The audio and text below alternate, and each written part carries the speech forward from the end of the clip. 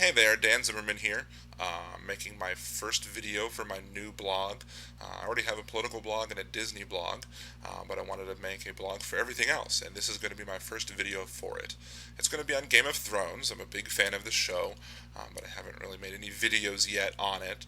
I do want to warn you that there might be maybe some spoilers here for the end of season 5 and for theories of what might take place in season 6 and some things from the books as well.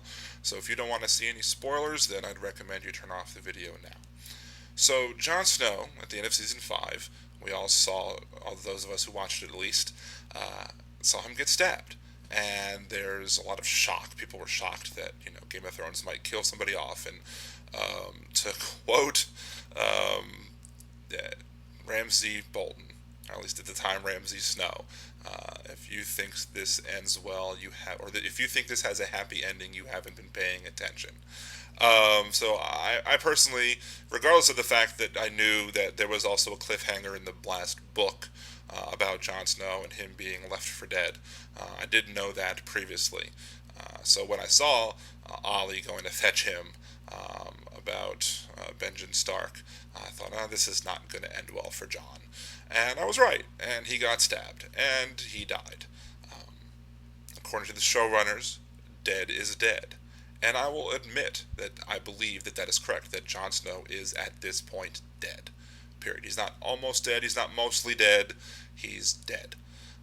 Now, if you believe that he's going to stay dead, because of what the producers and or Kit Harington himself has said, that I may have a bridge in Brooklyn I might like to sell you. There are other shows where producers and or actors have not necessarily been forthcoming with the facts when it comes to whether or not characters are going to be returned. In doing research on this topic, I found two. Neither of these shows I have watched. I do want to watch Arrow, but apparently a character on Arrow dies in a mid-season cliffhanger, or it appears that he dies. And according to the showrunners and the actor himself, they seem to believe, or make you believe, that if the actor was going to be back to be filming scenes, that it would only be for scenes dealing with flashbacks. That was not the case. He came back. I don't know if it was the case where he was resurrected from the dead, or he was just believed to be dead but not actually dead. Again, I haven't watched the series, so I don't know that much about what happened. But what I do know is that the showrunners, the producers, and the actor all seem to say that he was not going to be back as a full-time character, and they were lying. This is not to say that they are bad people for doing this. Showrunners, producers, etc., have every reason to not be, completely honest with everybody as to what is going on, because of the fact that, if they tell you the results of a cliffhanger before the cliffhanger resolves, then there's no drama. You eliminate all the drama from having the cliffhanger. There's no reason to have the cliffhanger in the first place. Now, you also have the show Pretty Little Liars. I don't intend on watching this show, but I do know that the producers in this case even told the actress that her character was dead. They didn't tell her that she was coming back because they wanted to keep it a secret, and they wanted as little people knowing as possible. So when she did came back, it was surprised everybody. She was actually not dead, even though the entire viewing universe of the show believed that she was dead. So again, I wouldn't put faith in or stock in what the showrunners say when it comes to the long-term health or lives of these characters would be, because they have a reason to want to keep you watching. They have a reason to want to keep you in suspense, and it's good. I'm not saying that they're bad people for doing this. I just don't expect them to be forthcoming, and forthright, and honest, or what have you, with what is going to happen, especially when it comes to cliffhangers. Now, one of the things that could possibly be true is that Harrington said that he won't be back for season 6. Now, for all of season 5, we didn't see Bran or Hodor. They were off doing whatever, and they weren't dealing with that story arc for season 5. So it's possible that they could ignore the wall and then just bring that back at season 7. But I really don't think that's the case for two reasons. A, there's too much important stuff happening at the wall for it to be ignored for an entire season. And B, I have a feeling or a hunch that the next book that comes out by George R. R. Martin, should probably come out around the same time as the season premiere of season 6. And if they both go the same route, they don't have to go the same route. That has been made obvious by the show and the books and how they've diverged slightly in some areas and largely in other areas. But if they do go the same route, I doubt they're going to have one come out that much further away than the other. So, how do I think Jon Snow is going to be involved in a future season? Well, the popular fan theory is the one, again, that I thought as soon as I saw him getting stabbed. I wasn't shocked. I wasn't, upset. I wasn't yelling at my TV, cursing it out. All I said was, Melisandre's going to bring him back. But that is perhaps an oversimplification as to why. That's just a gut feeling. It's not looking at the facts, looking at foreshadowing, looking at what's going on in the course of the show to make you believe that could happen. And while some sources go a little more in depth than others, I haven't heard people make all of the conclusions that I'm going to come up with in this video, and that's why I feel it's important to share it with everybody else and see what they feel about it as well. So, we have to rewind a little bit to go back to previous seasons. In season 1, Ned Stark sends Beric Dondarrion with some other men out to go hunt down Gregor Clegane, the Mountain, who was off pillaging through the countryside. They got cut off by the war. A bunch of other stuff happened, and you didn't really see the aftermath of find out what happened with them until later, when Arya Stark met up with the Brotherhood Without Banners, and the leader of the Brotherhood Without Banners was Beric Dondarrion, and he was with one of the other people in the Brotherhood Without Banners was Thoros of Myr. Thoros of Myr is a priest of the Lord of the Light, just like Melisandre is a priestess of the Lord of the Light. And you see a conversation with them taking place where they're both speaking High Valyrian. They're having a conversation about what's going on and how Thoros of Myr failed in his quest to go convert Robert Baratheon to follow the Lord of the Light, etc.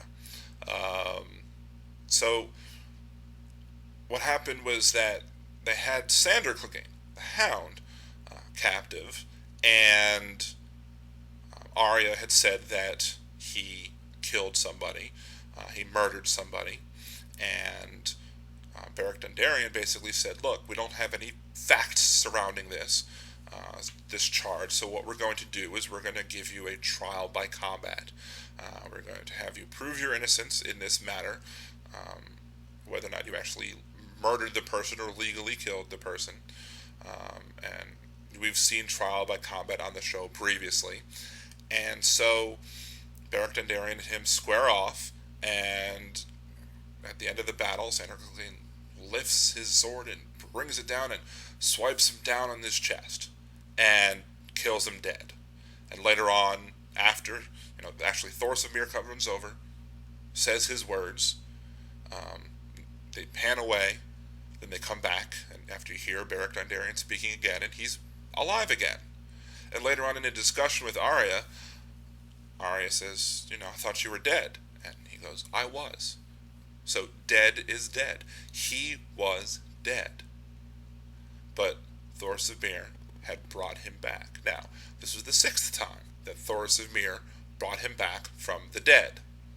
The first time, Thoros of Myr had lost his way. He had lost his faith.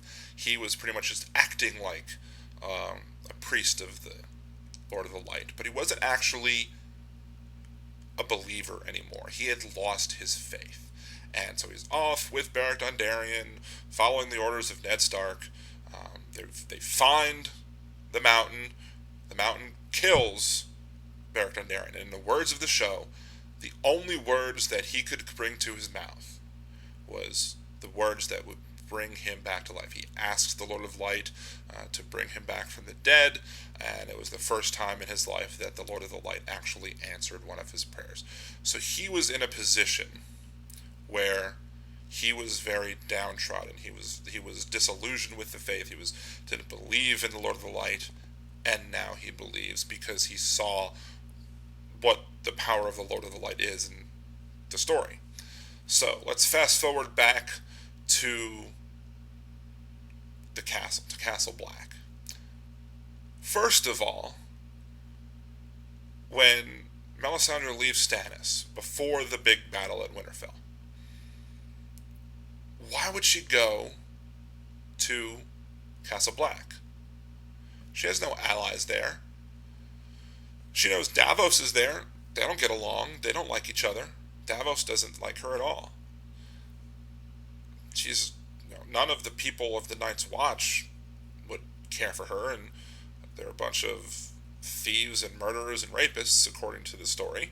So it doesn't seem to be a safe place for a woman to be. That was brought up previously when Stannis was basically telling Davos that he was going to bring Serene and his wife along with him along the way, because why would he leave them with a bunch of thieves, murderers, and rapists? So it doesn't seem like a safe place for a woman to be, even one potentially as powerful as Melisandre was, or believes she was. And Jon Snow, well, there's some, I guess chemistry there, but he spurned her. He said no. He didn't want to go further because he still loved Ygritte.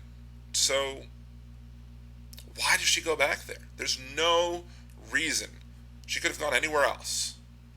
There's no reason. She had a horse. She had no reason to go back there. She could have gone anywhere else. Except for, as a plot device, to bring back Jon Snow.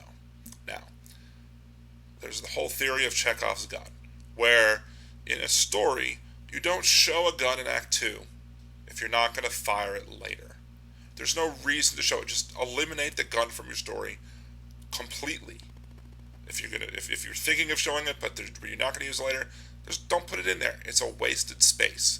It's a wasted time where you could tell other more meaningful parts of the story. So, Beric Dondarrion, in the grand scheme of things, going back to the Brotherhood without banners, Beric Dondarrion is a rather minor character in the show.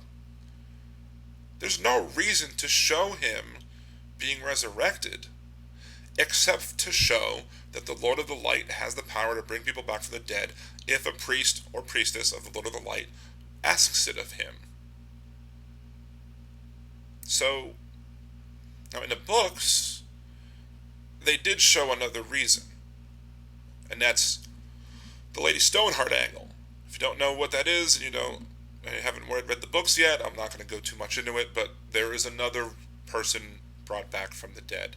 And why showing that the Lord of the Light has this power is not, for nothing in the books. But it's not to say that Game of Thrones doesn't use things multiple times, use reasonings multiple times.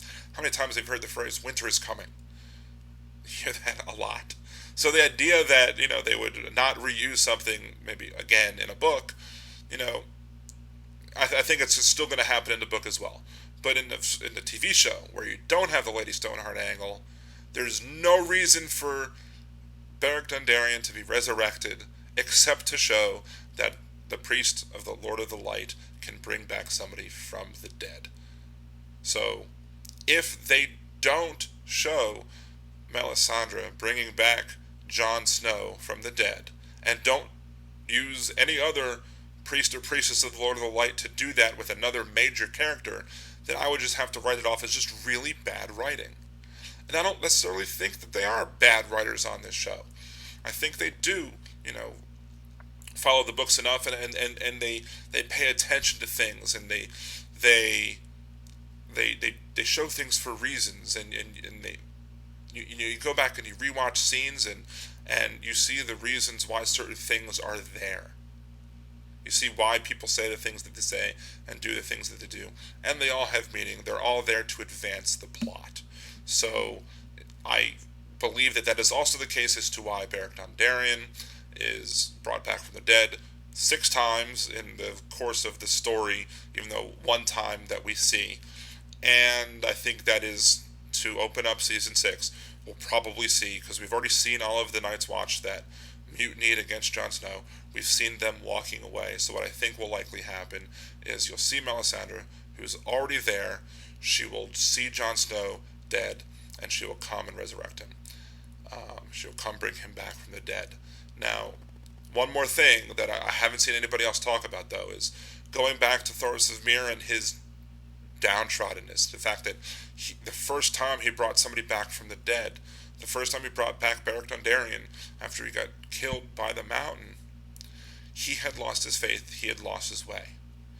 Look at Melisandre's face as she returns from Stannis, as she first comes into Castle Black. She can't even say a word. She's so defeated.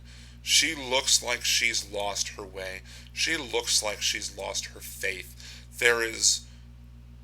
She seems like she's done with it all.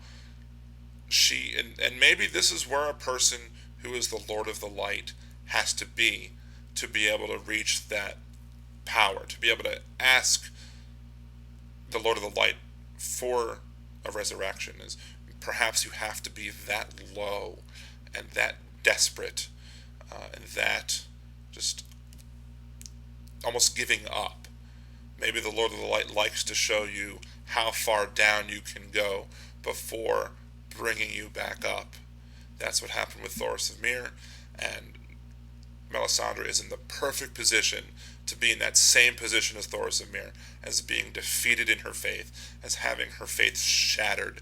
She believed Stannis was the answer. She believed Stannis was the Lord's chosen one, and obviously he wasn't. So she is so defeated at this point that this is the point where she is now where Thoros of Myr was right before he brought back Beric Dondarrion, and that's why I believe that this is the perfect opportunity for her to then walk up to Jon Snow, see that he's been killed, and then follow the same words that Thoros of Myr did, and bring back Jon Snow from the dead. And that's how I think it's going to happen. And if I'm wrong, I'm wrong, and it's a story. And if I'm wrong, I hope they use the resurrection powers of the Lord of the Light in somebody else, in another major character, because otherwise I think it would be a waste of storyline to have included it in the first place if they don't bring back somebody. But I think that somebody is going to be Jon Snow. So I think everybody who is concerned about the fact that Jon Snow is dead, I think you probably just be patient, and I think more than likely you'll see him come back. And if at the end of the day I'm wrong, well then I'm just like Jon Snow, and I know nothing.